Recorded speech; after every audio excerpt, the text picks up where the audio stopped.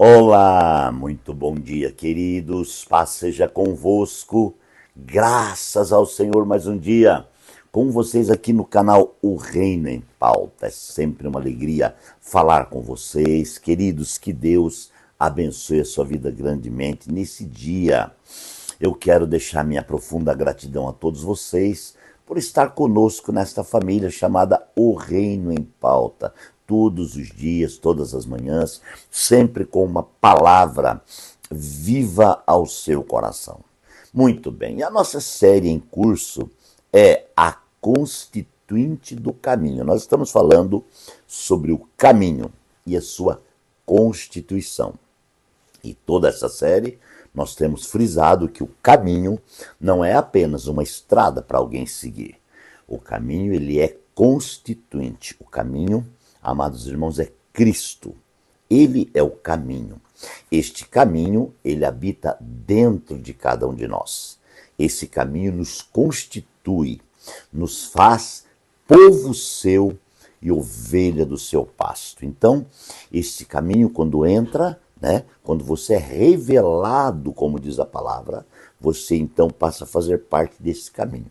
Não por uma decisão sua, porque a palavra em João 15,16 fala assim: não foi vocês que me escolheram, mas eu vos escolhi. Então, quem escolheu o caminho não foi você, e nunca será. O homem não tem capacidade para escolher tal caminho. Mas o caminho nos escolheu. A Bíblia diz que o caminho nos escolheu. Aliás, na mente de Deus, ele já nos chamou antes da fundação do mundo, é o que diz a carta de Paulo aos Efésios. Mas eu e você fomos revelados no tempo determinado por Deus, então, para fazer parte deste caminho, para ser constituído por este caminho. E tudo isso é uma realidade diária na nossa vida. O caminho, como não é apenas uma estrada, não é algo que você olha e vê uma estrada para você seguir, ele é vivo, ele é poderoso, ele é tremendo e ele habita em nós. O caminho, amados irmãos, está dentro daqueles que creem. Então, existe um passo a passo da comunhão da minha e da sua vida com tal caminho.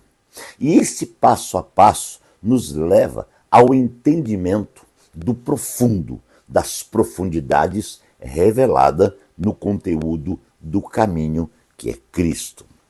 Então, toda essa série, ela tem o propósito de falar, de cooperar acerca da grandeza de Cristo em nós, acerca da grandeza da presença de Deus na vida do homem. E nós estamos aqui com o texto de Lucas, Lucas capítulo 8, verso 42, acho que 44, eu citei na última mensagem, diz assim que uma mulher que estava há 12 anos sofrendo de uma hemorragia, ela traçou, ou ela foi chamada, vocacionada para um caminho, o caminho de cura.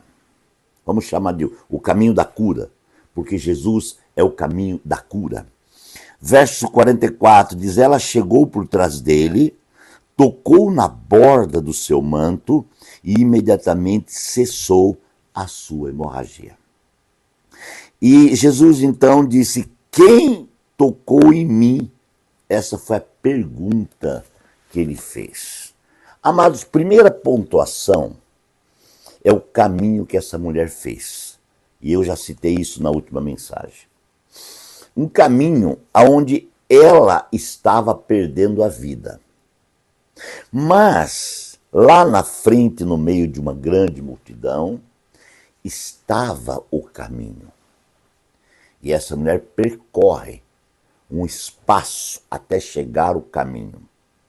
A vocação desta mulher, eu entendo que não foi apenas o desejo dela, a necessidade dela de ser curada, mas foi já a chamada de Jesus, que é o caminho. para que essa mulher entendesse que o lado era aquele. Amados, isso acontece diariamente. Muitas vezes nós ficamos perdidos, sem saber o que fazer, e de repente nos é revelado o lado para seguir. Nos é revelado por onde andar. Nos é revelado aonde ir. Então foi revelado ao coração dessa mulher que ela deveria ir até aquela multidão, aonde, basicamente, ao longe, ela não enxergava Jesus no meio da multidão, mas ela sabia que ele estava lá. Então eu quero pontuar para a nossa edificação aqui. No meio, muitas vezes, de problemas, né, semelhante ao da mulher, porque o problema dela, ela estava perdendo sua vida, né? Então não era simplesmente uma perda de sangue, ela estava perdendo a sua vida. Muitas vezes, na nossa caminhada, também nós começamos a perder a nossa vida.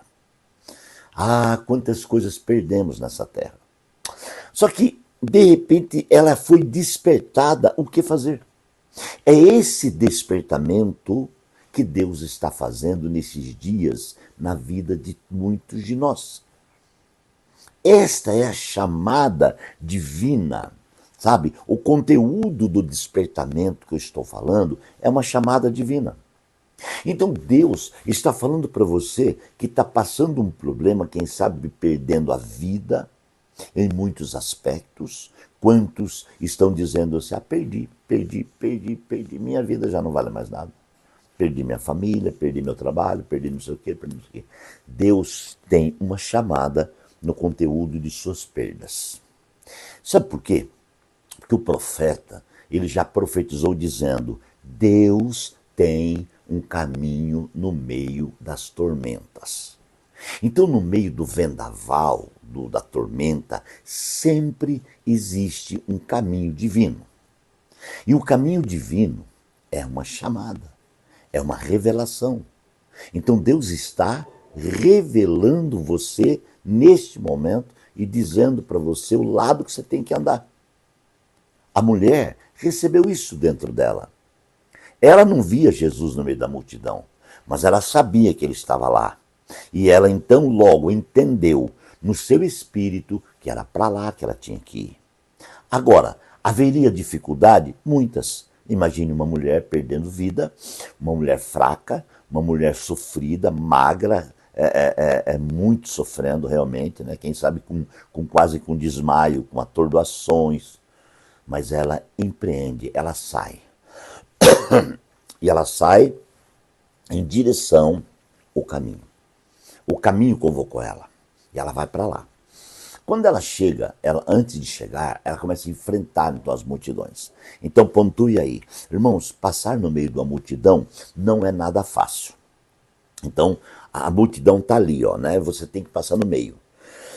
Então você tem que me dá licença, né? E você então vai dibrando a multidão. Nós temos que ser fortalecidos, tá? Para dibrar a grande multidão que está nos impedindo de tocar na vida.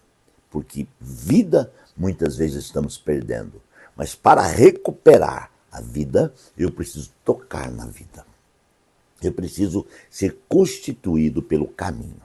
Certo? E a partir daí, a minha vida muda. O meu caminhar muda. Porque eu disse desde o início que o caminho, que é Jesus, ele é constitutivo. Ok. E a mulher, então, vai para lá e chega até Jesus.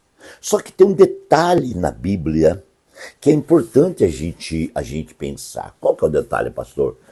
A mulher foi por detrás de Jesus. Por que ela não veio por frente? O trabalho na multidão era o mesmo. Ela teve trabalho para chegar por trás e o mesmo trabalho teria para chegar por frente. Por que então que a mulher chega por trás? Talvez por causa da vergonha, talvez por causa do medo. E talvez, quando ela aproximou, ela percebeu que Jesus estava conversando com o chefe da sinagoga. E o chefe da sinagoga não era qualquer pessoa. Vamos conjecturar, vamos pensar. Pode ser que aquela mulher conhecia o chefe da sinagoga. Então, seria uma falta de respeito. Jesus está conversando com o chefe da sinagoga e ela chegasse por frente, interpelasse a conversa e tocasse em Jesus e falasse com Jesus. Me admira a posição da mulher. Me admira muito. Na situação que ela estava, ela pensou, eu vou tocar por trás dele, na orla da veste dele. Eu admiro a fé da mulher, porque ela foi e tocou simplesmente. Ela creu que apenas um toque restauraria a vida dela. Mas a mulher, amados, eu acho que até ali ela não entendia que ela seria constituída com o caminho, ou pelo caminho, ou para o caminho. Porque a partir dali, a partir daquele toque, a vida da mulher teve uma mudança radical. Não foi apenas a cura daquela hemorragia, mas foi a cura de alma, foi a cura do interior, foi, amados irmãos, a conclusão de uma chamada. Agora, preste atenção então. Ela tocou por trás e quando ela tocou, Jesus para. Se for olhar naturalmente, parece que ele não estava vendo, né? Mas o caminho vê. O caminho não tem uma visão igual a nossa, que só vê por uma direção. Se eu estiver de costas, eu não vou ver para trás. Não, o caminho vê, irmãos, 100%, ele vê para trás, do lado, no mesmo momento. E o caminho viu. Aí ele olha e pergunta. Você acha que ele não sabia quem que era ela? Sabia, mas ele pergunta, quem me tocou? Eu paro aqui e prossigo amanhã com você. Pai, obrigado por mais um dia, por essa palavra, pela liberação da palavra e que o Espírito Santo continue abençoando meus irmãos e tocando sobre cada um. Pai, obrigado por tudo, em nome de Jesus. Que Deus te abençoe, um grande abraço e até amanhã.